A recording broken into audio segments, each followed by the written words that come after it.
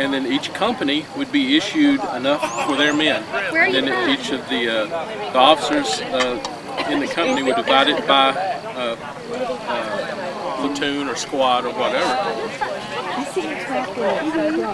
Yes, ma'am. They would have just wrapped it in the cloth and would probably carry some of these in your haversack, especially if you were in the deep south where peanuts were plentiful, because the government gave you this much food, but if you notice, there's a lot of stuff that's missing. You know, if you looked at a modern day meal that's nutritionally balanced, this is not going to be it. You know, you're missing fruits, you're missing fresh vegetables. That's a sweet potato. You know, they would have found that.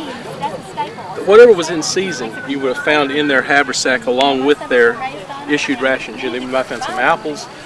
During the summer, you would have found probably some fresh corn. You know, if they had foraged out through a farmer's field and had taken some of his corn. The big thing that's missing are fruits and vegetables. Yeah, I do. And you were pretty much on your own to come up with that. Soldiers would forage things out of the fields. These are actually violets that grow here. Violets are edible, and they're a good source of vitamin A. And no, this is not the African violet. This is like what you'd find growing out in your backyard around here. And what would you boil that? Well, sometimes they would boil it. Sometimes they would eat them just this, like this. They would eat it raw.